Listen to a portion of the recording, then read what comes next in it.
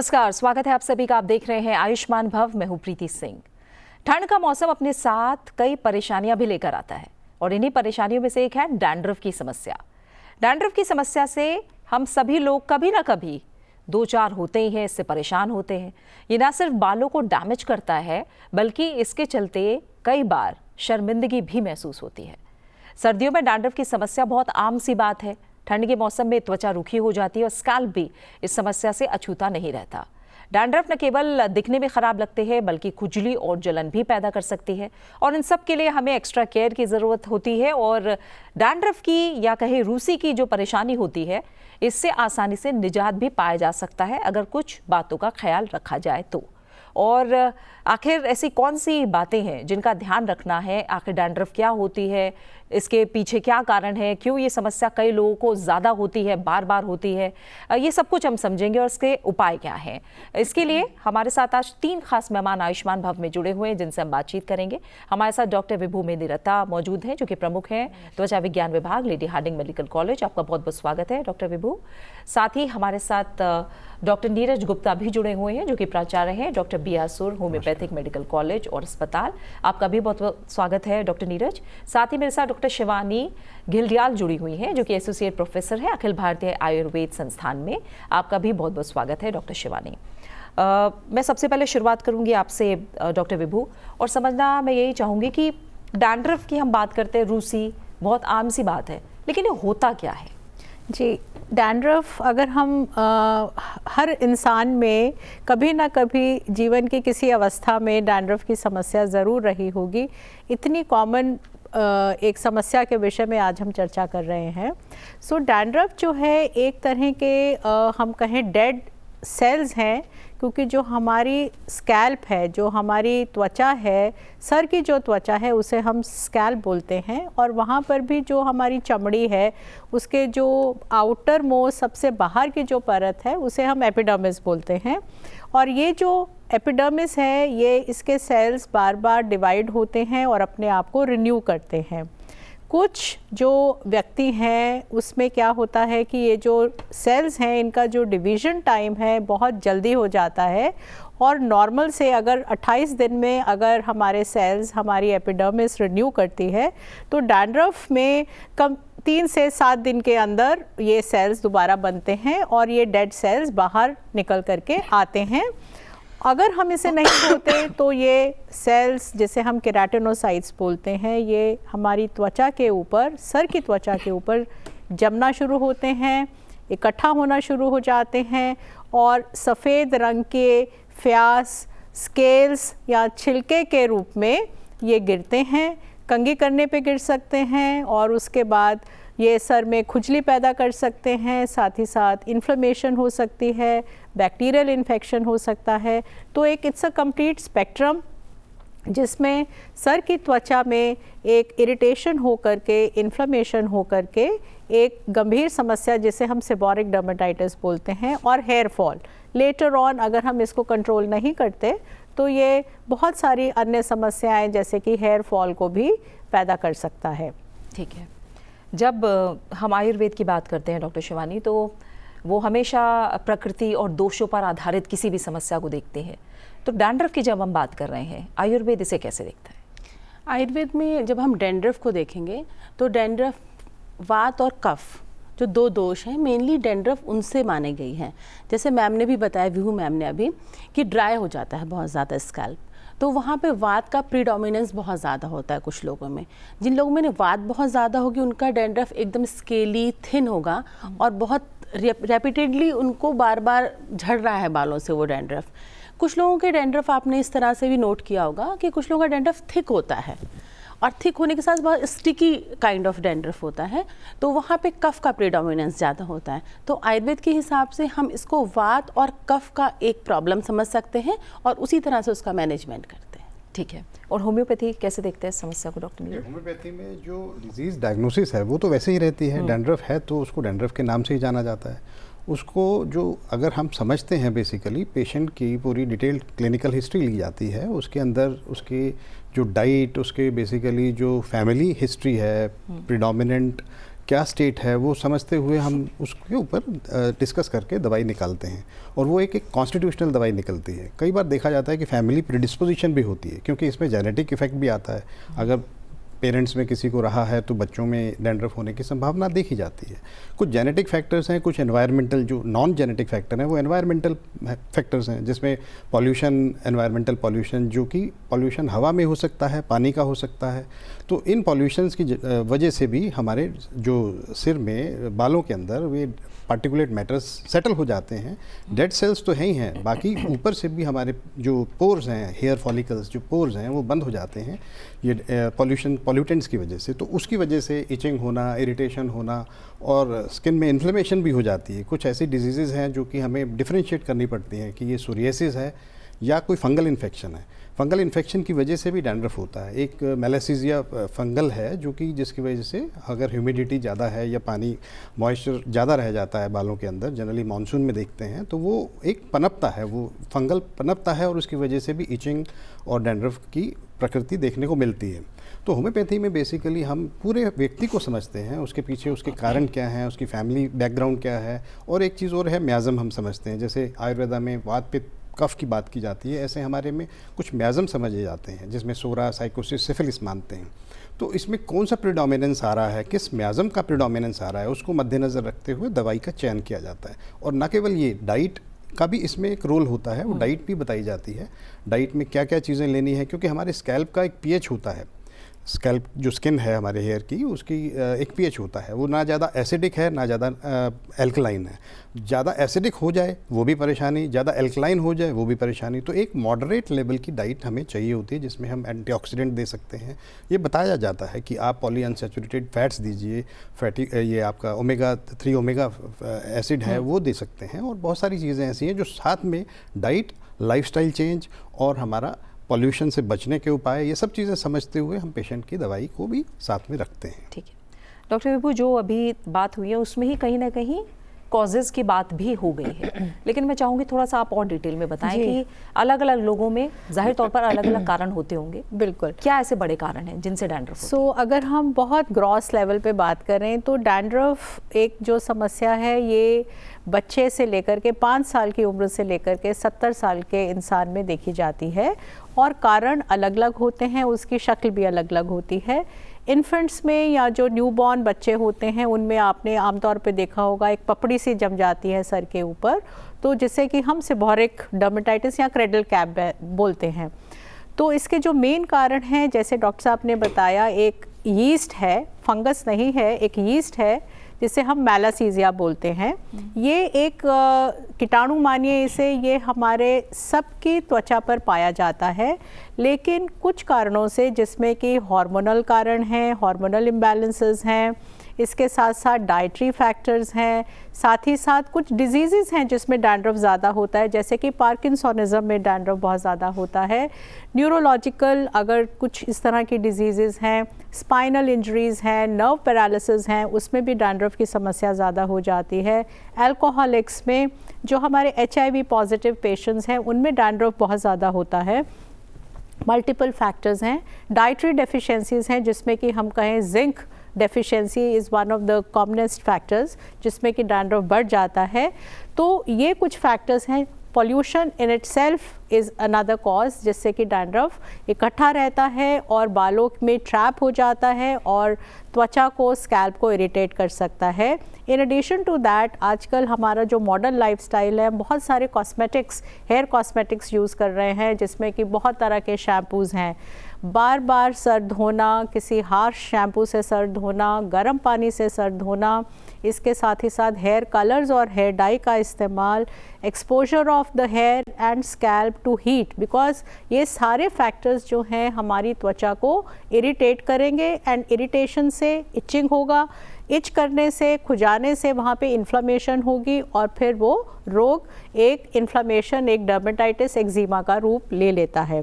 इसके साथ ही साथ और कुछ इस तरह की बीमारियां हैं, जैसे कि सोरियासिस है। सोरियासिस भी सर से शुरू हो सकता है, और शुरू में अगर हम देखें तो इसके लक्षण बहुत डैंड्रफ की तरह है, लेकिन इन दोनों को हम डिफरेंशिएट कर सकते हैं।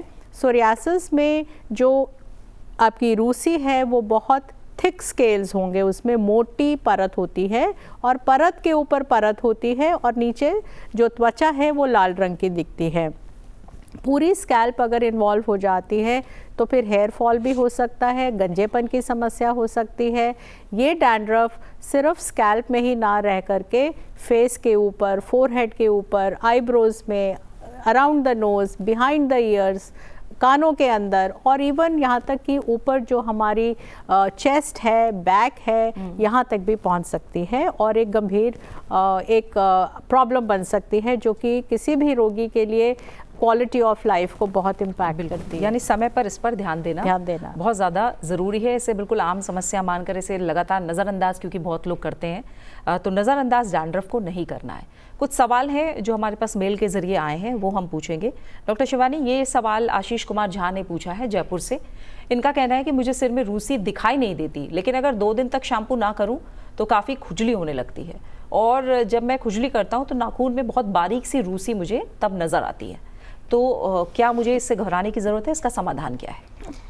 बिल्कुल, अगर हमें लगता है कि हमारी रूसी चिपक रही है और वो बाहर हमें दिख नहीं रही है, इसका मतलब है वहाँ सिबेशियस सिक्रीशंस ज़्यादा हैं जिससे कि वो चिपक रही है, और उसको हम ये समझ सकते हैं कि कफ इन्वॉल्वमेंट ज़्यादा है। तो बिल्कुल अगर ये विशियस साइकिल रहेगी, बहुत दिनों तक ऐसा चलता रहेगा, तो इन फ्यूचर ऐसा हो सकता है कि आपको और ज़्यादा इसकी समस्या बढ़ जाए। और इचिंग हो रही है, ये अपने आप में इंडिकेशन है कि कहीं ना कहीं वो आपकी स्कैल्प को इरिटेट कर रही है, तो इन्फ्लेमेशन हो सकता है और बाद में इशू बढ़ सकता है। तो बेटर है कि हम टाइम रहते किसी डॉक्टर से कंसर्न करें और इसको इनिशियल स्टेज में ही क्योर कर लें। ठीक है। डॉक्टर नीरज, एक सवाल और है, ये लखनऊ से हार्दिक कुमार शर्मा ने पूछा है। हार्दिक जानना चाहते हैं कि जो ऑयली डैंड्रफ है, मुझे लगता है कि मुझे ऑयली डैंड्रफ है, इसे मैं कैसे ठीक कर सकता हूँ? देखिए, ऑयली 2 तरह के डैंड्रफ देखे जाते हैं। या तो एक ड्राई डैंड्रफ होता है जिसमें सिर्फ स्केल्स निकलते हैं, और दूसरा ऑयली डैंड्रफ होता है जिसमें ऑयल या नमी रहती है, थोड़ी सी चिपकापन रहता है। तो जो ऑयली डैंड्रफ है उसके लिए हमें ऐसे शैम्पू करने हैं जो कि हमारी स्किन की, जैसे अभी मैंने पहले बात की, पीएच लेवल्स को देखना ज़रूरी है। एसिडिक अगर हमारी पीएच रहेगी तो उसमें इरिटेशन होना और इचिंग होना और लाली होना हो जाता है।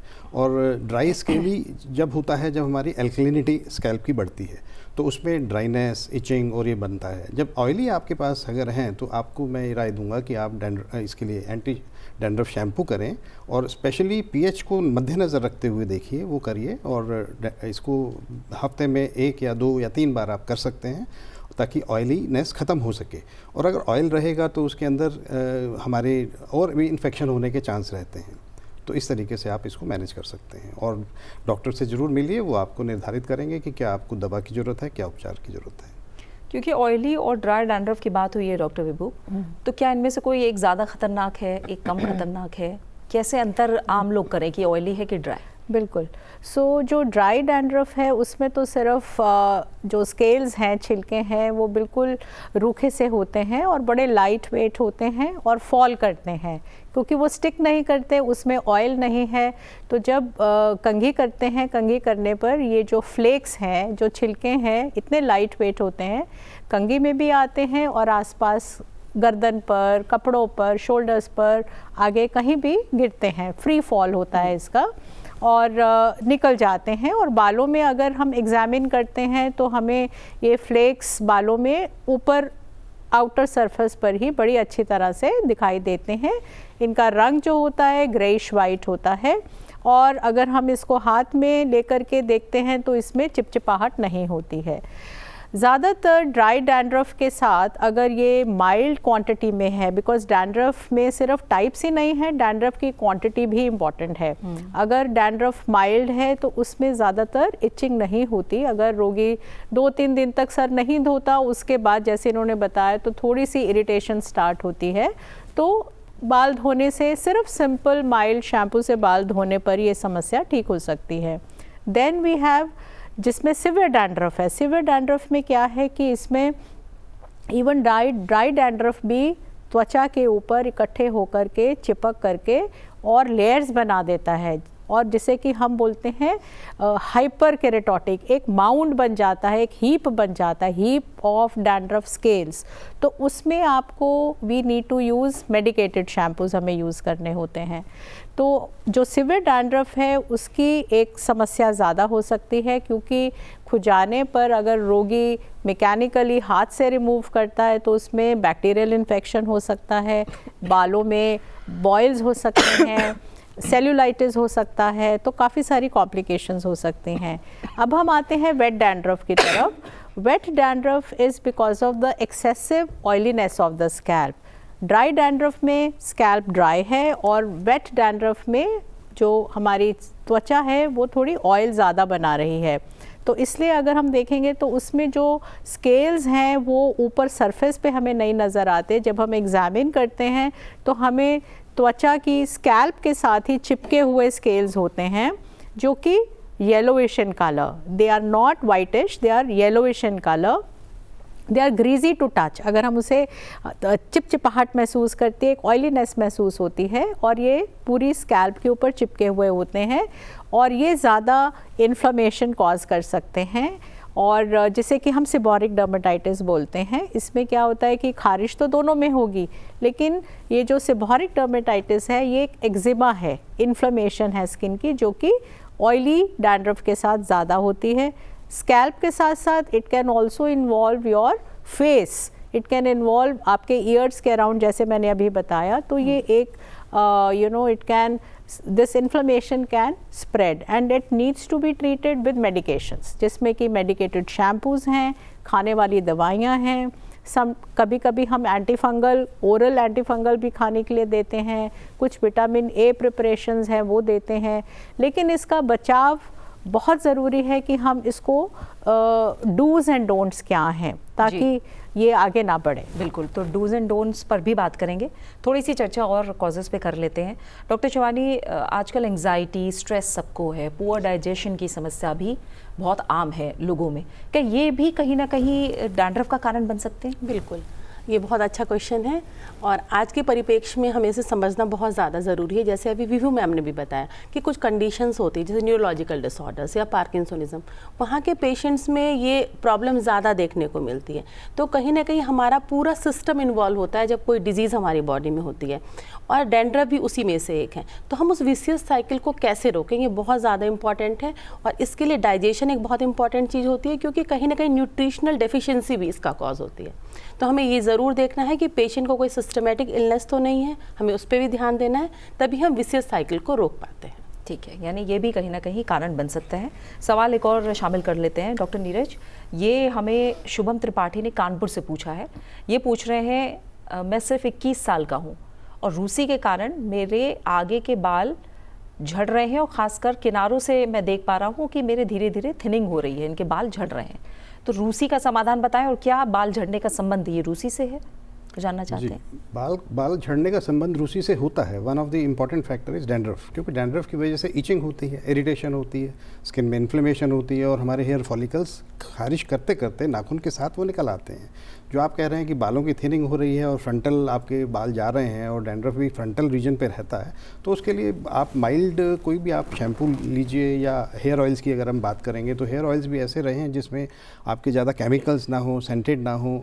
जनरली ऐसे हेयर ऑयल जैसे कोकोनट ऑयल है जो कि एंटी बैक्टीरियल भी माना जाता है, एंटी इन्फ्लेमेटरी भी माना जाता है और एंटी फंगल भी माना जाता है। तो ऐसे ऑयल्स जो हैं आपके लिए रिकमेंडेड हो सकते हैं। तो ये चीज़ें आप अगर करें, बाकी साथ में जो भी दवा आप लेना चाहें वो डॉक्टर के पास जा कर के आप अपना निर्धारित कराइए। अपना डायग्नोसिस करने के बाद आपकी सारी हिस्ट्री लेकर के वो बताएंगे कि आपको क्या ज़रूरत है आपके हिसाब से। होम्योपैथी में इंडिविजुअलाइज्ड अप्रोच होती है, कस्टमाइज होती है। तो आप अगर होम्योपैथी लेना चाहेंगे तो आप होम्योपैथिक एक्सपर्ट के पास जाइए, अपने आसपास जिसके पास भी जा सकते हैं, और उनसे राय मशवरा कीजिए और उनको सारी डिटेल्स बताते हुए अपनी दवाई का चयन कराइए। अच्छा, ये इस समस्या में बड़ी बात है डॉक्टर नीरज समझना कि आखिर डॉक्टर के पास कब जाना है, क्योंकि आम सी समस्या है, लेकिन ये पेशेंट, एक व्यक्ति कैसे समझे कि अब मुझे डॉक्टर के पास जाना चाहिए? देखिए, बहुत जाहिर सी बात है कि अगर आपके बालों का झड़ना, जैसे नॉर्मली हम मानते हैं कि 40-50 बाल पर डे निकल सकते हैं, अगर बालों की थिनिंग हो रही है, यानी कि हमारा कोई मेटाबॉलिज्म ऐसा डिस्टर्ब है या कोई स्ट्रेस लेवल्स हैं जिसके, जैसे हम अब बात कर रहे थे कि स्ट्रेस है या एंग्जाइटी है, तो उसकी वजह से हमारे कॉर्टिसोल एक हार्मोन होता है जो कि बढ़ जाता है। तो कॉर्टिसोल जो है वो कहीं ना कहीं बॉडी पर इफेक्ट डालता है। तो हमारी बॉडी के अंदर मेटाबॉलिज्म डिस्टर्ब होता है जिसकी वजह से हमारे स्किन पर या हेयर पर उसका इफेक्ट आ सकता है। Dandruff is one of the form, और वो फॉर्म जो है अगर मान लीजिए डॉक्टर के पास कंसल्ट तभी करना है वो जाकर के, अगर आपकी परेशानी कुछ ज़्यादा हो रही है, इचिंग ज़्यादा हो रही है या हेयर फॉल ज़्यादा हो रहा है या थिनिंग ज़्यादा हो रही है, या आपको लग रहा है कि परेशानी जो है आपके परिवार में किसी के साथ जुड़ी हुई थी, पहले फैमिली हिस्ट्री में थी, तो आपके पास प्रीडिस्पोजिशन है, इस चीज़ की प्रीडिस्पोजिशन है कि आपको ये रहेगी। जैसे जनरली देखते हैं एंड्रोजेनिक एलोपेशिया होता है जिसको हम हार्मोन से जोड़ते हैं। तो हार्मोनल कई लोग आते हैं कि हमारे बाल जा रहे हैं, वो हमें जानकारी लेनी पड़ती है कि एंड्रोजेनिक कोई हार्मोनल इम्बैलेंस है। कई बार देखते हैं कि लेडीज़ के अंदर, फीमेल्स के अंदर, जैसे पीसीओडी का एक इशू आता है, पॉलीसिस्टिक ओवेरियन डिजीज़ या सिंड्रोम जिसको कहते हैं, तो उसमें ईस्ट्रोजन प्रोजेस्टेरॉन लेवल्स जो हैं वो आगे पीछे हो जाते हैं, फॉलिकल स्टिमुलेटिंग हार्मोन या हार्मोनल इश्यूज़ भी हैं। तो ये आम आदमी नहीं समझता है कि हमें कब जाना है, लेकिन अगर ये इश्यूज़ ऐसे बन रहे हैं which is a cause of concern, तो मैं कहूँगा कि ज़रूर आप जाइए, डॉक्टर से कंसल्ट कीजिए, एंड वो फिर आपको बताएंगे कि क्या इन्वेस्टिगेशन करनी है और क्या इसका निदान करना है। ठीक है, जैसा आपने जेनेटिक्स की भी आप लोगों ने बात की, तो क्या हम माने कि क्या डॉक्टर विभू संक्रामक होती है क्या रूसी एक दूसरे को होना? देखिए, ऐसा है कि इनिशियल स्टेज में ये संक्रामक नहीं होती अगर हम सिर्फ माइल्ड लाइट डैंड्रफ की बात करते हैं, क्योंकि ये आपके अपने सेल्स हैं जो आपकी स्कैल्प की जो स्किन है वो प्रोड्यूस कर रही है। और नॉर्मली हर एक इंडिविजुअल में स्कैल्प रीजनरेट करती है, हमारी त्वचा रीजनरेट करती है और वो सेल्स रहते हैं, लेकिन सेल्स दिखते नहीं क्योंकि वो एक नॉर्मल उसका एक साइकिल है। और जब ये साइकिल फास्ट हो जाता है तो ये सेल ज़्यादा बन रहे हैं और वहाँ पर इकट्ठे हो रहे हैं। तो वो इनिशियल स्टेज में इन्फेक्शस नहीं है, कंटेजियस नहीं है। लेकिन जैसे रोगी ने खुजाया, खारिश करी, खारिश करने के बाद अपने बैक्टीरिया स्कैल्प में डाले और उसके बाद अगर जो कंघी इस्तेमाल करी उस कंघी में वो बैक्टीरिया और जो यीस्ट है और जो भी वहाँ का माइक्रोबियल फ्लोरा है, क्योंकि हमारी स्किन के ऊपर कई तरह के बैक्टीरिया और फंगस और यीस्ट नॉर्मल स्टेट में भी रहते हैं, लेकिन जब डैंड्रफ होती है तो इन बैक्टीरिया और फंगस का जो एक पॉपुलेशन स्ट्रक्चर है बदल जाता है। कुछ बैक्टीरिया बढ़ते हैं, कुछ यीस्ट बढ़ता है और कुछ जो नॉर्मल बैक्टीरिया हैं वो कम हो जाते हैं। और अगर इस स्टेट में अगर एक शेयरिंग ऑफ कोम्स हो रहा है, कैप्स हो रहा है, तो ये जो इन्फेक्शियस एजेंट्स हैं ये पास हो सकते हैं, तो संक्रामक हो सकते हैं। डॉक्टर शिवानी, जैसे हमने शुरू में ही कहा था कि सर्दियाँ आते ही ये परेशानी होती है, क्यों सर्दियों में लोगों को डैंड्रफ की समस्या ज़्यादा होती है? क्या इसका गर्म पानी से कोई संबंध है? बिल्कुल, सर्दियों में ये समस्या इसलिए भी ज़्यादा होती है क्योंकि ड्राइनेस हो जाती है। आपको देखा होगा सर्दियों में हवा में भी ड्राइनेस है, तो कहीं ना कहीं ड्राइनेस भी इसका कॉज होती है। और गर्म पानी ज़्यादा यूज़ करने पे भी हमारी स्किन इरिटेट हो जाती है। तो इन्फ्लेमेशन और इरिटेशन ऑफ द स्किन के कारण भी जो साइकिल, जो नॉर्मल साइकिल होती है वो ना हो करके ये साइकिल फास्ट हो जाती है, जो कि डेड सेल्स ज़्यादा बनने लगती हैं और डैंड्रफ ज़्यादा होने लगती है। दूसरा बात सर्दियों का ये भी है कि personal hygiene is also important, क्योंकि यहाँ पे कहीं ना कहीं बाद में बैक्टीरियल इन्फेक्शन का भी या जैसे यीस्ट इनका भी ग्रोथ होती है। तो आपको पर्सनल हाइजीन को भी मेंटेन करना है। सर्दियों में कहीं ना कहीं हम इसको थोड़ा सा स्किप कर देते हैं, ये भी एक कारण होता है। तो वहाँ पे ये इम्पॉर्टेंट है कि हम सर्दियों में अपना रेगुलर हेयर वॉश रखें, प्रॉपर हाइजीन रखें। और दूसरा, हमारी स्किन बहुत ड्राई ना हो और बहुत हॉट वाटर से वॉश नहीं करना। एज़ पर आयुर्वेद, जहाँ तक आयुर्वेद की बात है, वहाँ पे स्पेसिफिकली लिखा हुआ है कि आप विंटर्स में या समर्स में भी कभी भी हॉट वाटर से नेक के ऊपर बहुत ज़्यादा हॉट वाटर ना यूज़ करें, जिससे कि आपके बाल डैमेज हो जाएंगे। ठीक है, होम्योपैथी में जब ट्रीटमेंट की बात करते हैं डॉक्टर नीरज, कितना बेहतर ट्रीटमेंट होम्योपैथी में भी मौजूद है डैंड्रफ को लेकर? देखिए, डैंड्रफ में हमें वही जानना होता है कि ये ड्राई डैंड्रफ है या ऑयली डैंड्रफ है। तो उसके साथ साथ ससेप्टिबिलिटी के बारे में भी हम समझते हैं कि कोई व्यक्ति, किसी को ज़्यादा स्किन की चर्म रोग ज़्यादा होते हैं, किसी को नहीं होते हैं, क्योंकि all 5 fingers are not alike. तो हमें वो देखते हुए हम दवाई को निकालते हैं कि भाई क्या कारण है, रूट कॉज क्या है इस व्यक्ति का। कोई ऑटोइम्यून डिजीज़ है, डायबिटीज़ है, या कोई इन्फेक्शन है, सोरियासिस है, या कोई अंडरलाइंग फंगल इन्फेक्शंस हैं, या जैसे ज़्यादा कोई प्रॉब्लम हो रही है किसी ना किसी रूप में, या एंग्जाइटी या डिप्रेशन या स्ट्रेस की वजह से, जैसे हमने बात की, कॉर्टिसोल लेवल बढ़ रहे हैं। तो ये हार्मोनल इम्बैलेंसेस किसी एज स्टेज में ड्यूरिंग फीमेल्स के अंदर मेंसेस, मेनोपॉज के अंदर ड्यूरेशन में भी कुछ हार्मोनल चेंजेस आते हैं, उसमें भी देखते हैं कुछ लोगों की बालों की झड़ने की समस्या रहती है या डैंड्रफ होने की समस्या रहती है। तो होम्योपैथी में इलाज उसी तरीके से करते हैं कि जहाँ पर हम पेशेंट को समझते हैं कि भाई आपका पीछे कॉज क्या है, कॉज या पॉल्यूशन है, क्या आपका एक्सपोजर पॉल्यूशन से ज़्यादा हो रहा है, वाटर पॉल्यूशन भी की वजह से भी हो सकता है। कुछ व्यक्ति ऐसे आते हैं जो ऐसी जगहों पे रहते हैं जहाँ हार्ड वाटर है, तो हार्ड वाटर में देखा जाता है कैल्शियम और ये कुछ मिनरल्स ऐसे होते हैं जो कि हमारा लेदर नहीं बनता है, साबुन है या शैम्पू है वो रगड़ते रहते हैं, बहुत ज़्यादा बालों को रगड़ते हैं जिससे कि वो शैम्पू बनाना लेदर झाग बनाने की कोशिश करते हैं। तो उसकी वजह से भी हमारे स्कैल्प की जो स्किन है वो डैमेज होने की संभावना रहती है और उससे भी बाल झड़ते हैं। तो ये सारी चीज़ें एक डॉक्टर को सिर्फ दवाई ही नहीं देनी, ये सारे रूट कॉज भी समझने हैं कि क्या कारण बन रहा है, कौन से मौसम में। अब जैसे सर्दियों की बात आई तो ड्राइनेस होती है स्किन की, और गर्म पानी का उपयोग ज़्यादा करने से हमारे हेयर भी ड्राई होते हैं। और ह्यूमिडिटी अगर रहेगी, कई जैसे लोग नहाते हैं और बाल नहीं सुखाते हैं, हेयर ड्रायर भी यूज़ करते हैं, तो अगर जितना, एक तो ऑलरेडी वेदर ड्राई है और हेयर ड्रायर आप ज़्यादा यूज़ कर रहे हैं, तो उस ड्रायर ओवर यूज़ करने से भी हमारे स्किन हेयर के जो फॉलिकल्स हैं दैट में डैमेज। तो ये सारी चीज़ें समझनी ज़रूरी हैं पेशेंट के लिए भी और डॉक्टर के लिए भी। तो वो सारा बैकग्राउंड समझते हुए फिर हम उनको गाइड कर सकते हैं कि देखिए ये आपका संभवतः रूट कॉज है या ये कारण बन रहा है, तो इसको आप नेगलेक्ट करिए, और जो चीज़ें बेनिफिट वाली हैं वो हम बताते हैं उनको और दवाई भी देते हैं। तो होम्योपैथी में सारी चीज़ें संभव हैं, चाहे वो ड्राई डैंड्रफ है तो उसके लिए भी दवाएं उपलब्ध हैं, वेट डैंड्रफ है उसके लिए भी उपलब्ध हैं, और अगर फंगल अंडरलाइंग कॉज है, सोरियासिस है, कोई भी कारण है, तो उसको सारी डिजीज़ को समझते हुए दवाई देते हैं। ठीक है डॉक्टर विभू, आऊँगी मैं ऑयलिंग और शैम्पू पे। एंटी डैंड्रफ शैम्पू काम करते हैं, और अगर करते हैं तो क्या हम देखते हैं ओवर द काउंटर बहुत सारे शैम्पू मौजूद हैं, इन्हें इस्तेमाल करना कितना सही या गलत है? देखिए, ऐसा है कि कोई भी चीज़ जो अगर आप इस्तेमाल करते हैं तो उसका सिलेक्शन बहुत केयरफुली होना चाहिए, और राइट सिलेक्शन। इतनी सारी प्रोडक्ट्स हैं अवेलेबल और इतने सारे डिफरेंट कॉम्बिनेशंस हैं कि उसमें आप अगर आप एक शॉर्ट ड्यूरेशन के लिए अगर आप 2 से 3 महीने इस्तेमाल कर रहे हैं तो उससे इतना हार्म नहीं होने की संभावना। लेकिन मैंने ये देखा है कि अगर आप मार्केट से कुछ प्रोडक्ट बाय करते हैं और आप कंटिन्यूअस उसको यूज़ करते हैं, क्योंकि स्कैल्प में बहुत से चेंजेस होते हैं फ्रॉम टाइम टू टाइम, आपका डैंड्रफ ठीक भी हो सकता है, कम भी हो सकता है। उसके साथ ही साथ अगर मौसम में बहुत से चेंजेस हैं, आपकी स्कैल्प केयर में बहुत सारे चेंजेस होते हैं, तो आप अगर सेम प्रोडक्ट को अगर आप कंटिन्यूअस यूज़ करते रहेंगे इर्रिस्पेक्टिव ऑफ द फैक्ट कि आपको वो रिक्वायर्ड है कि नहीं, तो इट कैन कॉज हार्म। क्योंकि many of these anti dandruff shampoos अगर हम रैंडमली चूज़ करते हैं मार्केट से, तो over a period of time more than 2 to 3 months of usages से बाल ड्राई हो सकते हैं, बाल डिसकलर हो सकते हैं, ब्लीच हो सकते हैं, the follicle can become weak and there can be hair fall also, there can be irritation of the scalp. ऐसी बहुत सारी स्टडीज़ हैं हमारे लिटरेचर में कि जो एंटी डैंड्रफ शैम्पूज़ में कई प्रोडक्ट्स हैं, जिंक पिरिथियोन एक एजेंट है, अगर आप देखें तो ये over a period of time इससे इरिटेशन हो सकती है, कॉन्टैक्ट डर्मेटाइटिस स्कैल्प का कर सकता है, जिससे कि बालों में खुजली बढ़ जाएगी और बाल हेयर फॉल स्टार्ट हो जाएगा। So these are medicated preparations. My message will be that जो भी मेडिकेटेड प्रोडक्ट्स हैं they should be under supervision आपके डॉक्टर, डर्मेटोलॉजिस्ट की एडवाइस के लिए बगैर आप मत यूज़ करें।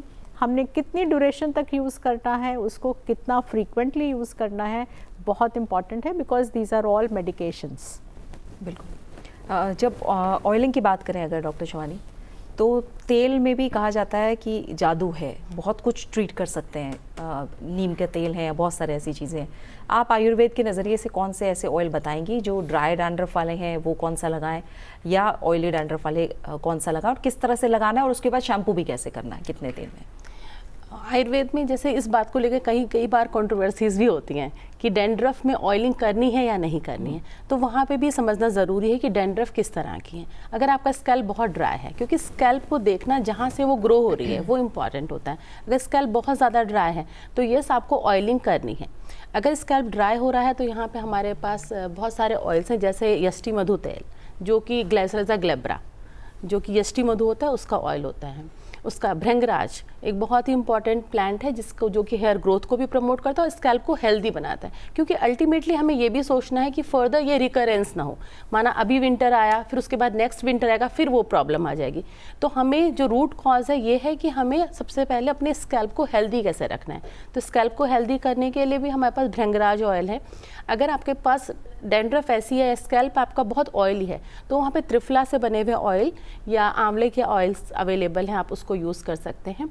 और स्पेसिफिकली जहाँ बहुत ज़्यादा डैंड्रफ होती है, जो लोग परेशान है डैंड्रफ से, उन लोगों के पास धतूर, जो कि धतूरा होता है, उसके पत्तों से बना हुआ ऑयल अवेलेबल होता है, जो कि हम प्रेस्क्राइब करते हैं पेशेंट को। लेकिन फिर भी आप लेने से पहले ज़रूर एक फिजिशियन से मिलें और तभी इनको यूज़ करें, क्योंकि पर्सन टू पर्सन, जैसे सर ने भी बोला, मैम ने भी बोला, ये पर्सन टू पर्सन वेरी करता है, हमें क्या देना है, कब और कैसे देना है। जहाँ तक ऑयलिंग की बात है, तो मोस्ट प्रोबेबली हमें क्या होता है, ऑयल लगाने के बाद हम रहने देते हैं उसको, तो डस्ट डर्ट हमारे बालों में चिपकती है और फिर वो जो साइकिल है हमारी कि बार बार ग्रो हो रही है डैंड्रफ, फिर बैक्टीरियल इन्फेक्शन हो रहे हैं, वो बढ़ जाती है। तो हमें क्या करना है कि हमें ऑयलिंग करने के बाद नाइट में अगर ऑयलिंग करें या फिर नहाने से 2-2.5 घंटा पहले करें और उसको वॉश कर दे प्रॉपरली, वो इम्पोर्टेंट है। डॉक्टर विभू, ये ऑयलिंग को लेकर डिबेट लंबा चलता है, आपकी क्या राय है? बिल्कुल, ये क्योंकि जो हमारा सिस्टम ऑफ मेडिसिन है वो कहता है कि अगर जैसे ऑयली स्कैल्प है तो उसमें आप ऑयल ना ही डालें तो बेहतर है, क्योंकि आप ऑयल बाहर से अगर आप एक्सटर्नली ऐड कर रहे हैं तो एक तो वो ऑयल ग्लैंड्स को ब्लॉक करेगा, वहाँ पे हेयर फॉलिकल इन्फ्लेमेशन होगा। इसके साथ ही साथ ऑयली स्कैल्प के साथ आपकी एक्ने आ सकती है, फोरहेड पे आपके दाने आ सकते हैं। एक होता है सिबोरिक मेलेनोसिस, जिसे कि हम बोलते हैं स्किन पिगमेंट हो जाती है उन इंडिविजुअल्स में जिनकी स्कैल्प में ऑयली डैंड्रफ है और जो स्किन भी ऑयली रहती है उनकी। उनके लिए हम मना करते हैं, उनको किसी भी किस्म की ऑयली चीज़ ना लगानी है, सर में भी नहीं लगानी और चेहरे पे भी, और खाने में भी they should avoid oily and high fat diets, non-vegetarian food stuff, vegetarian food is better. So oil is always debatable. लेकिन coconut oil, neem oil, जैसे डॉक्टर शिवानी ने बताया कि limited application, warm oil आप scalp में लगाएं और आप half an hour, we limit 30 minutes to 1 hour application followed by thorough washing, वो बहुत important है। ठीक है, इसमें मैं एक चीज़ ऐड करना चाहूँगा। जो ऑयल की बात कर रहे हैं, तो जैसे थोड़ा सा ल्यूक वार्म ऑयल अगर लगाया जाए, जड़ों में लगाया जाए एंड थोड़ा सा रब किया जाए, बहुत विगरस रब नहीं करना है, हल्का सा रब किया जाए ताकि जो ब्लड सर्कुलेशन है वो बढ़ सके। और ब्लड सर्कुलेशन अगर इम्प्रूव होगा तो क्या होगा कि न्यूट्रिएंट्स जो हमारे हेयर के लिए चाहिए वो हमारे को प्रॉपर मात्रा में मिल सकते हैं। तो वो चीज़ I would recommend that, but different opinions हैं। एंड वन थिंग मोर, जैसे शैम्पू की बात हो रही, तो शैम्पू में कुछ ऐसे केमिकल्स होते हैं जैसे सैलिसिलिक एसिड है या पैराबेन है, तो ये चीज़ें जो हैं हमारी स्किन के लिए नुकसानदायक होती हैं। So much so that paraben के बारे में स्टडीज़ भी हैं कि ये कैंसर तक भी कर सकता है। तो ये चीज़ें प्योरिटी का ध्यान रखना है को लेकर भी, और डॉक्टर से ज़रूर कंसल्ट करना है। बगैर कंसल्ट किए अगर कोई इशू है तो आप कंसल्ट करिए, वही आपको बताएंगे कि आपके लिए क्या सूटेबल है। ठीक है, एक और सवाल हम शामिल करेंगे। ये सवाल हमें पूछा है एक एस के सैनी ने दिल्ली से। डॉक्टर विभू, मैं चाहूँगी आप इसका जवाब दें। मैं डैंड्रफ से बहुत परेशान हो गया हूँ, डैंड्रफ निकलता नहीं है, मैं खूब शैम्पू करता हूँ जिससे मेरी स्कैल्प सूख गई है और हर समय खुजली भी होती रहती है, मुझे कोई उपाय बताएं ताकि मुझे डैंड्रफ से छुटकारा मिले। जी, ये सैनी साहब ने आई थिंक बिल्कुल वो सवाल पूछा है जिसकी हम चर्चा कर रहे थे कि ओवर वॉशिंग, आपने ऐसा शैम्पू यूज़ किया है जो कि स्कैल्प को अच्छे से धो रहा है, लेकिन उसके साथ ही साथ ओवर वॉशिंग की वजह से आपकी स्कैल्प ड्राई हो गई है। तो मैं ये कहना चाहूँगी कि आपका सिलेक्शन ऑफ योर शैम्पू बहुत इम्पॉर्टेंट है, क्योंकि अभी हम जिक्र कर रहे थे मेडिकेटेड शैम्पूज़। अगर आपका डैंड्रफ एक रेजिस्टेंट डैंड्रफ है तो आपको एक मेडिकेटेड शैम्पू जिसमें ये हमारे एजेंट्स होते हैं जो कि स्केल्स को लूज़ करते हैं और उसको निकालते हैं, जैसे सैलिसिलिक एसिड है, सेलेनियम सल्फाइड है और एंटीबैक्टीरियल कीटोकोनाजोल है। सो देयर आर डिफरेंट ये मेडिकेटेड शैम्पूज़ हैं, लेकिन आपको एक सलाह लेकर के ही एक शैम्पू को सिलेक्ट करना है और उसको प्रॉपर्ली यूज़ करना है। आपको ओवर वॉशिंग तो बिल्कुल नहीं करनी है, क्योंकि पीएच बैलेंस्ड शैम्पूज़, ये पीएच बैलेंस्ड शैम्पूज़ हैं, स्कैल्प की त्वचा की पीएच को नहीं बिगाड़ते, जिससे त्वचा ड्राई नहीं होती। थर्डली इसमें कई बार इनबिल्ट कंडीशनर्स भी होते हैं इन शैम्पूज़ में, जो कि ये ध्यान रखते हैं कि जो त्वचा की आपका जो सेरामाइड है या सीबम है, नॉर्मल ऑयल है जो कि त्वचा को ल्यूब्रिकेट करता है, उसको जो निकल गया है वॉश करने के बाद उसको रिप्लेनिश करते हैं। तो इस तरह का शैम्पू जो कि आपकी रिक्वायरमेंट को फुलफ़िल करता है वो आपको सिलेक्ट करना है under consultation with a doctor. ठीक है, अगला सवाल है डॉक्टर शिवानी, ये गौतमी मिश्रा ने पूछा है चंडीगढ़ से। ये पूछ रही हैं कि मेरे बालों में डैंड्रफ है, अब डैंड्रफ मेरे चेहरे पर भी दिखने लगा है, मैं इसे कैसे रोक सकती हूँ, इसका उपाय बताएं। हाँ, जैसे अभी डिस्कशन हो ही रहा था इस बारे में कि डैंड्रफ कोई ज़रूरी नहीं है, मेनली ये स्कैल्प एरिया में होता है, लेकिन अगर आपका इसने एग्रेसिव रूप ले लिया है तो आपके आईब्रोज में, एयर के पास और आपके फेस में भी ये हो सकता है। तो इसका मतलब है कि आपका जो ये प्रॉब्लम है ये काफ़ी बढ़ गया है। बेटर है कि आप एक बार डॉक्टर से मिल के इसका पूरा इलाज कर लें, क्योंकि कहीं ना कहीं ये आपको इरिटेट करेगा। फर्दर डैंड्रफ एक ऐसी चीज़ है कि कहीं ना कहीं हमें सोशल इम्प्लीकेशंस भी ये कॉज कर देता है। तो आपको देखना पड़ेगा कि आपका डैंड्रफ किस तरह का है। अगर वो ड्राई डैंड्रफ है, जस्ट आपको हिलाने से या झड़ता है बहुत ज़्यादा, तो वो dry dandruff kind of thing है। तो उस ड्राई डैंड्रफ के लिए आपके पास बहुत सारे ऑयल्स भी अवेलेबल हैं, आप उसको यूज़ करिए ल्यूकवार्म करके, जिससे कि वो आपका स्कैल्प हेल्दी हो जाए। और जो ये साइकिल चल रही है, इट मीन्स आपके डेड सेल्स ज़्यादा बन रहे हैं आपकी बॉडी में। तो आयुर्वेद के हिसाब से केवल हम लोकल एप्लीकेशन नहीं देते, अगर आप आयुर्वेद को देखेंगे तो सिस्टमेटिक भी बहुत सारी चीज़ें दी जाती हैं जो कि आपकी इम्यूनिटी को इन्हांस करेंगी, आपके स्कैल्प को हेल्दी करेंगी, और कहीं ना कहीं आपका जो ब्लड सर्कुलेशन है स्कैल्प का वो अच्छा होगा। तो जब ये सब चीज़ें एक साथ हो जाएंगी, इट मीन्स लोकल भी और सिस्टमेटिक भी, तो तब आपका जो ये डैंड्रफ का इशू है वो क्योर हो सकता है। ठीक है, अगला सवाल डॉक्टर नीरज, ये सवाल अरुणिता गोयल ने पूछा है सतना से। ये पूछ रहे हैं कि मेरे सिर में बहुत ज़्यादा डैंड्रफ है, खुजली होती है, कई तरह के तेल और शैम्पू मैंने इस्तेमाल किए हैं, लेकिन खुश्की ख़त्म नहीं हो रही है, जिससे बालों में डैंड्रफ अब और बढ़ रही है समय के साथ इनकी, और जल्दी इनकी शादी भी होनी है। तो ये चाहती हैं कि ऐसा इलाज बताया जाए ताकि जल्द से जल्द इनको डैंड्रफ की समस्या से छुटकारा मिले। जी देखिए, आपका जो इशू है डैंड्रफ ज़्यादा बढ़ रहा है, और आपकी जहाँ तक समझ आ रहा है कि एज ऐसी है 20-25 या ऐसी कुछ उम्र है, तो आपका हार्मोनल डिसबैलेंस ना हो, तो इसके लिए आप ज़रूर कंसल्ट करें, किसी डॉक्टर के पास जाएं। और ये भी इशू हो सकता है, पीसीओडी का इशू हो सकता है, क्योंकि उसमें कुछ हमारे हार्मोन्स इम्बैलेंस होते हैं, वो उसकी वजह से तो नहीं हो रहा है। और आप ऐसे ऑयल्स यूज़ करें अगर आपका डैंड्रफ ड्राई है, और अगर आपका मतलब स्किन सिर में इचिंग है, तो वो चीज़ें आप उसके हिसाब से यूज़ करें जो कि आपके लिए आपको बैलेंस कर सकें। अगर आपका डैंड्रफ झड़ रहा है और आप अगर देखते हैं स्केल्स ड्राई हैं या वेट हैं, तो उसके हिसाब से दवाई वगैरह आप किसी सुपरविज़न में, डॉक्टर की सुपरविज़न में ज़रूर जाएं। और मैं यही कहूँगा कि डाइट को भी आपने इंपॉर्टेंस देनी है। जैसे नॉनवेज की बात आ रही है या स्पाइसी फूड ज़्यादा अगर आप लेती हैं, जो तामसिक भोजन है वो आप कम से कम लें। और हमारे फ्रूट्स और जो हमारी जो वेजिटेबल्स हैं, ग्रीन लीफी वेजिटेबल्स हैं, या जो भी सीजनल फ्रूट्स या वेजिटेबल्स हैं, वो ज़्यादा से ज़्यादा लेने की कोशिश करें। और हाइड्रेशन पूरा रखना है। कई बार ऐसा देखा जाता है कि सर्दियां हैं, मौसम की वजह से प्यास कम लगती है, तो लोग पानी नहीं पीते हैं। तो पानी कम पीने से भी जो होता है, हमारी स्किन भी ड्राई होती है और हमारे हेयर फॉलिकल्स भी ड्राई होते हैं, और स्कैल्प का भी जो पीएच है वो हमारा बिगड़ जाता है, एसिडिक हो जाता है, जिसकी वजह से इरिटेशन, इचिंग वगैरह होने की संभावना होती है। तो ये सारी चीज़ें आपने ध्यान रखनी है और consult your doctor, I would suggest that. बिल्कुल। तो आपने डाइट की बात की, एक सवाल कुछ ऐसा ही आया है। डॉक्टर शिवानी, मैं चाहूँगी आप जवाब दें। आज़ाद भगत बोस ने ये सवाल पूछा है पटना से, क्या डैंड्रफ का इलाज आयुर्वेद में संभव है?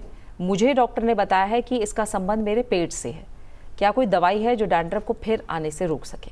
बिल्कुल, आयुर्वेद में बिल्कुल डैंड्रफ का इलाज संभव है, क्योंकि जैसा कि मैंने पहले भी बताया कि आयुर्वेद किसी भी डिजीज़ को एक होलिस्टिक अप्रोच में देखता है। ये भी देखता है कि आपका लोकल क्या कंडीशन है स्कैल्प की, और आपका सिस्टमेटिक क्या है। जब डाइजेशन की बात होती है, आपका डाइजेशन पुअर है अगर, तो कहीं ना कहीं एब्जॉर्प्शन आपका पुअर हो रहा है और न्यूट्रिएंट डेफिशिएंसी हो सकती है। तो ये भी एक कारण है, आपकी जो सेल्स हैं जो स्कैल्प की, वो जल्दी जल्दी डेड हो रही हैं। तो इसको देखना भी बहुत इंपॉर्टेंट है, और ज़रूर है कि आप एक आयुर्वेदिक फिजिशियन से मिलें और उन्हें अपनी इस परेशानी को बताएं, क्योंकि आयुर्वेद के पास ऐसा, जैसे मैम ने बताया कि हम ज़रूर यूज़ करते हैं, कुछ शैम्पूज़ को यूज़ करते हैं, वहाँ पे ड्राइनेस आ जाती है या फिर डिस्कलरेशन ऑफ द हेयर हो जाता है। लेकिन अगर आप ऐसे आयुर्वेद के हर्ब्स को यूज़ करते हैं, ऐसे मेडिकेटेड शैम्पूज़ या ऑयल यूज़ करते हैं जहाँ पे हार्मफुल केमिकल्स कम हैं और हर्ब्स ज़्यादा हैं, तो आपके स्कैल्प को न्यूट्रिशन भी मिलेगा और साथ ही साथ आपकी हेयर ग्रोथ भी अच्छी होगी और डैंड्रफ नहीं रहेगा। तो आप बिल्कुल मिल सकते हैं दोनों तरह की डैंड्रफ के लिए, चाहे वो ड्राई हो चाहे वो एक तरह से वेट डैंड्रफ आपके स्कैल्प में हो।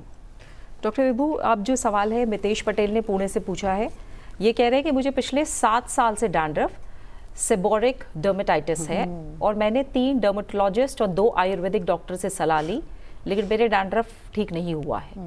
सभी घरेलू उपाय भी अपनाए हैं, लेकिन हर बार डैंड्रफ वापस आ रहा है। कृपया मेरी मदद करें और स्थायी इलाज बताएं। जी, आपकी समस्या सेबोरिक डर्मेटाइटिस अगर ठीक डायग्नोसिस अगर है, क्योंकि आपने 3 डर्मेटोलॉजिस्ट को दिखाया है, तो मैं ये कहना चाहूँगी कि ये एक ऑटो इन्फ्लामेटरी समस्या है, ये सिर्फ डैंड्रफ नहीं है। पहले तो आप ये समझिए कि ये सिर्फ डैंड्रफ नहीं है, ये एक अपने आप से शरीर के अंदर जेनेटिक फैक्टर्स की वजह से, आपकी बनावट से एक इन्फ्लामेशन है सर में, जो कि एक अपने आप से जनित इन्फ्लामेशन होती है, वो समस्या है। इसलिए अगर मैं ये कहूँ कि इसका क्योर, तो क्योर इज़ नॉट पॉसिबल अगर ये सेबोरिक डर्मेटाइटिस है। लेकिन at the same time, in the same breath, मैं ये कहना चाहूँगी कि अगर हम इसको ठीक तरीके से इसको अप्रोच करें तो हम इसको almost to the point of cure हम इसको ठीक कर सकते हैं, जिसमें बहुत सारे factors, dos and don'ts, diet है, आपकी स्लीप है, आपका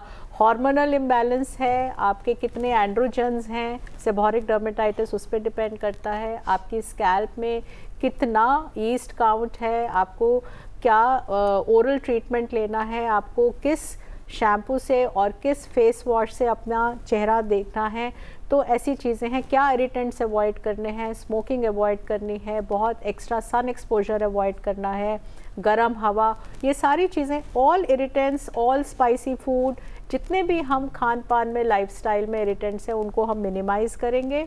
और इसके साथ ही साथ ऐसी दवाइयाँ हैं जो हम लॉन्ग टर्म पे यूज़ कर सकते हैं, फिर उसके बाद हम बंद कर देते हैं, तो उससे आपको काफ़ी इम्प्रूवमेंट हो सकती है। ठीक है, एक सवाल है, अजय यादव ने पूछा है झुंझुनू से, डैंड्रफ से बचने के लिए बालों में साबुन का इस्तेमाल करना चाहिए या शैम्पू का, और ऐसा क्या खाएं जिससे बालों में डैंड्रफ ना आए? डॉक्टर नीरज, शैम्पू और साबुन को लेकर मैं चाहूँगी दोनों ही चीज़ें, चाहे वो शैम्पू है चाहे वो साबुन है, दोनों ही हार्ड सोप्स या हार्ड शैम्पू यूज़ नहीं करने हैं। आपकी स्किन का कैसा टेक्सचर है, आपके स्कैल्प की स्किन का कैसा ऑयली है या ड्राई है, उसके हिसाब से ही आपको डैंड्रफ शैम्पू और ये ऑयल यूज़ करना है। और बहुत ज़्यादा ऑयलिंग करेंगे तो उससे भी नुकसान है, बहुत ज़्यादा शैम्पू करेंगे तो उससे भी नुकसान है, और दोनों ही आप एक मॉडरेट लेवल पे करें। और दूसरा ये बार बार यही बात होती है कि डाइट, आपने दूसरा क्वेश्चन पूछा है डाइट क्या लें। देखिए, डाइट मैंने पहले बताया है कि सीजनल फ्रूट्स, सीजनल वेजिटेबल्स वो ज़्यादा से ज़्यादा लीजिए। स्किन की हाइड्रेशन के लिए पानी का बहुत आवश्यक है कि पानी पिएं। और दूसरा, आप कहाँ रहते हैं, जैसे आपने बताया झुंझुनू मध्य प्रदेश में है, सॉरी कहाँ, झुंझुनू जहाँ भी है, तो वो जो एरिया है वहाँ का जो पानी का सोर्स है वो आप देखिए, कहीं हार्ड वाटर तो नहीं है जिसकी वजह से आपकी इचिंग या डैंड्रफ की समस्या बन रही है। और हेयर फॉल भी हो सकता है, अगर हार्ड वाटर है तो उसका भी आपने कोई ना कोई उसका सॉल्यूशन निकालना है। तो ये चीज़ें आपने खुद देखनी है कि क्या कारण है। नहीं समझ में आता तो एक डॉक्टर से कंसल्ट करिए, उसके बगैर आपका इलाज संभव शायद नहीं होगा, लेकिन बहुत मुश्किल नहीं है, आसानी से आप चीज़ें समझ रहे हैं और समझ सकते हैं, इसको कर सकते हैं। ठीक है, एक आखिरी सवाल और शामिल करेंगे डॉक्टर विभू। सीमा ने नोएडा से सवाल पूछा है, उनका कहना है कि मेरे बेटे की उम्र 15 साल है, उसे डैंड्रफ की समस्या काफ़ी ज़्यादा हो गई है, सर्दियों में ये समस्या बढ़ गई है, उसे टाइफाइड भी हुआ था, बाल भी झड़ने लगे हैं, क्या करना चाहिए? जी, तो जैसा 15 साल की उम्र में, क्योंकि प्यूबर्टी का स्टार्ट है इसमें, और इस अवस्था में, किशोरावस्था में, जो हमारे हार्मोन्स हैं उसका सर्ज होता है, इंक्रीज़ होते हैं, तो मेल हार्मोन्स भी इंक्रीज़ होंगे, उसके साथ ही साथ जो त्वचा की ऑयलीनेस है वो भी बढ़ेगी और डैंड्रफ भी बढ़ेगा, प्लस हमारा जो विंटर सीज़न से हम गुज़र रहे हैं, तो इन सब वजह से डैंड्रफ की समस्या बढ़ जाएगी। तो मैं ये सलाह दूंगी कि आप एक प्रॉपर शैम्पू यूज़ करें। हफ्ते में कम से कम 3 बार बच्चा सर धो सकता है, लेकिन शैम्पू आपको चूज़ करने के लिए आपको मिलना पड़ेगा जिसमें कि एक pH बैलेंस हो और वो सल्फेट फ्री हो, और उसके साथ ही साथ उसमें इस तरह का कंपाउंड हो जिससे कि जो ये स्केल्स हैं ये लूज़ होकर के निकल सकें। और फ्रीक्वेंट वॉशिंग, मैं सलाह ये दूंगी कि सर्दियों में हम रिस्ट्रिक्ट हो जाते हैं कि ठंड है, गर्म पानी यूज़ होगा, तो हल्का गुनगुना पानी, लेकिन फ्रीक्वेंट वॉशिंग हम सलाह देते हैं। और कैप्स वगैरह बहुत लंबे समय तक 24 घंटे कई लोग कैप पहने रखते हैं, तो उससे भी एक वेंटिलेशन नहीं होती, कलेक्शन जो होती है सीबम की वो चिपका रहता है। सो कैप्स की भी शेयरिंग ना करें, टॉवल्स की भी शेयरिंग ना करें। तो ये छोटी छोटी पर्सनल हाइजीन का भी ध्यान देना है। डाइट के लिए बहुत ज़रूरी है कि बच्चे को विटामिन डी और जो जिंक है, क्योंकि ग्रोइंग एज है, तो हमारे इंडियंस जो हैं, हम लोग 80% हमारी पॉपुलेशन विटामिन डी डेफिशिएंट है। तो बेसिक चीज़ है कि हमें अपने खान पान में दूध है, या जो नॉन वेजिटेरियंस हैं वो नॉन वेज खा सकते हैं अच्छे वाला, और उसको आप सप्लीमेंट करें। तो ये आपकी जो डैंड्रफ है by the age of 20 years ये कम हो जाएगी। और आपकी अगर आप प्रॉपर शैम्पू से केयर कर रहे हैं तो बाल भी झड़ेंगे नहीं, उसकी समस्या पैदा नहीं होगी। ठीक है, जाते जाते आखिर में डूज एंड डोंट्स को लेकर आप क्या कहेंगी डॉक्टर शिवानी? यही जो अभी बात हुई, इतना सारा डिस्कशन हुआ, तो टेक होम मैसेज यही है कि जो हमारी डर्मेटाइटिस या जो सिबोरिक डर्मेटाइटिस या डैंड्रफ, जो पहले डैंड्रफ होती है कभी कभी सिबोरिक डर्मेटाइटिस का रूप ले लेती है, तो हमें ये सोचना चाहिए इसमें कि पर्सनल हाइजीन बहुत इंपॉर्टेंट है। हमें अपने बालों की कैसे केयर करनी है, उनको वॉश करना है प्रॉपरली, हमें बहुत ज़्यादा गर्म पानी से उसको वॉश नहीं करना है। ऑयलिंग भी ये देखकर करनी है कि हमारा स्कैल्प किस तरह का है। अगर बहुत ज़्यादा आपका ऑयली स्कैल्प है तो आप कम ऑयलिंग करें, ड्राई स्कैल्प है तो आप ऑयलिंग कर सकते हैं। जैसे मैंने बताया कि हमारे पास त्रिफला है, भृंगराज है, ऐसे ऑयल्स हैं जिनके साथ साथ ये ऑयलिंग तो देंगे ही आपको, एंटीबैक्टीरियल, एंटी फंगल भी इनका इफेक्ट है। तो आपको डबल फ़ायदा होगा कि आपके बालों को न्यूट्रिशन भी मिलेगा और ये जो फंगल और ये बैक्टीरियल ग्रोथ जो इतनी ज़्यादा हो रही है वो भी नहीं होगी। तो ये सब चीज़ें हमें ध्यान में रखनी है। दूसरा, न्यूट्रिशन की बात जहाँ तक है, सर ने भी इसको एम्फेसिस दिया, मैम ने भी दिया कि हमें देखना है कि हमारी डाइट अच्छी रहे, एक बैलेंस डाइट रहे, हाइड्रेशन प्रॉपर रहे। तो अगर हम इन सब चीज़ों का ध्यान रखेंगे, क्योंकि हमारे स्कैल्प हमारी बॉडी का पार्ट है और कहीं ना कहीं हमारे स्ट्रेस, हमारी डाइट, ये सब इसको इफेक्ट करते हैं। तो हमें हमेशा देखना है कि हमारा डाइट अच्छी रहे, हम स्ट्रेस फ्री रहें, एक अच्छी नींद ज़रूर लें, ये भी बहुत इंपॉर्टेंट है। मैं इसमें भी एम्फेसिस देना चाहूँगी कि नींद भी बहुत इंपॉर्टेंट है। देखो, अच्छी नींद लेना, अच्छी डाइट लेना, एक हेयर हाइजीन को मेंटेन करना, और साथ ही साथ कुछ आयुर्वेदिक हर्ब्स से आप यूज़ कर सकते हैं और ऑयल भी, तो शायद आप हेल्दी रहेंगे। जी देखिए, आपके माध्यम से मैं श्रोताओं को यही बताना चाहूँगा कि आपने जो भी प्रोग्राम हमारा भी सुना आधे पौने घंटे का, तो उसका जो एक समरी है वो ये है कि आपने पहचानना है कि आपका जो डैंड्रफ है वो ड्राई है या वेट है। और पहली चीज़, दूसरा ये कि आपने हाइड्रेशन अपना पानी का इस्तेमाल करना है, पीना है, और जो पॉल्यूशन है उसको ध्यान में रखते हुए आपने अपना प्रिवेंशन भी करना है। अगर मान लीजिए, जैसे मैडम ने बताया कि कैप्स वगैरह आप शेयर ना करें। अगर ठंड है तो ठंड में जैसे लोग मफलर भी लपेट लेते हैं, कैप्स डाल लेते हैं, तो ज़्यादा उसका इस्तेमाल ना करें। और फ्रीक्वेंट वॉशिंग, हफ्ते में 2 या 3 बार शैम्पू जरूर करें, और शैम्पू भी पीएच के हिसाब से करना है कि आपका स्किन का जो स्कैल्प स्किन है उसका पीएच कैसा है, उसके मद्देनज़र रखते हुए। बहुत ज़्यादा केमिकल बेस्ड ना हो और बहुत ज़्यादा मेडिकेटेड भी ना हो। आपका वो एक डॉक्टर ही निर्धारित करेगा कि क्या आपके लिए सूटेबल रहेगा। तो आप ज़रूर इन चीज़ों का ध्यान रखें। डाइट, स्लीप और अपने सारी जो बैलेंस है वो हमारे आसपास ही रहता है। नेचर के साथ जुड़े रहें। नेचर से जितना आप दूर जाएंगे, हम देखते हैं आजकल जो यंग स्टूडेंट्स हैं, यंग लोग हैं, कॉलेज गोयर्स, तो they are using all kinds of hair dyes, hair gels लगाते हैं, ब्लीचिंग करते हैं, कलरिंग करते हैं। तो ये हमारे जो हैं हेयर्स को कहीं ना कहीं डैमेज करता है, और हमारे स्किन जो स्कैल्प स्किन है उसमें भी कहीं ना कहीं डैमेज आता है। तो ये सिबोरिक डर्मेटाइटिस है, इचिंग है, इरिटेशन है, हेयर फॉल है, ये सारी चीज़ें जुड़ जाती हैं इसके साथ। तो रूसी कैसी है, डैंड्रफ कैसा है, उसको पहचानें और ज़रूर डॉक्टर से मिलें। और अगर समस्या बार बार हो और लंबे समय तक रहे तो एक अच्छे डॉक्टर की सलाह ज़रूर लें। इसी के साथ मैं तीनों मेहमानों का बहुत बहुत शुक्रिया कहना चाहूँगी। डॉक्टर विभू आपका, डॉक्टर नीरज, डॉक्टर शिवानी आपका बहुत बहुत शुक्रिया इस कार्यक्रम में शामिल होने के लिए। तो इसी के साथ इस अंक में फ़िलहाल इतना ही। लेकिन जैसा सभी डॉक्टर्स ने कहा कि नींद किसी भी बीमारी की जड़ भी बन सकता है। अगर आप अच्छी नींद नहीं ले रहे हैं तो वो बड़ी स्वास्थ्य समस्याएं पैदा कर सकता है। इसीलिए अगले अंक में हम बात करेंगे नींद से जुड़े विकारों की। आजकल की भागदौड़ भरी जिंदगी में लोग रात में सुकून भरी नींद लेना भूल सा गए हैं। तो आजकल हम देखें तो लगभग हर दूसरा तीसरा व्यक्ति नींद से जुड़ी किसी न किसी समस्या से जूझ रहा है और ये समस्या हर उम्र में हो रही है। चिंता, बेचैनी, तनाव के कारण नींद से जुड़े विकार और ज़्यादा बढ़ रहे हैं। और आपको बता दें कि सही नींद ना लेने के कारण सेहत को कई तरह के नुकसान उठाने पड़ते हैं। तो अगले अंक में बात होगी नींद से जुड़ी समस्याओं की और आप अपने सवाल हमें ईमेल के जरिए भेज सकते हैं। हमारा ईमेल आईडी है ayushman.bhava03@gmail.com। अपना अच्छे से ख्याल रखिए और मुझे दीजिए इजाज़त। नमस्कार।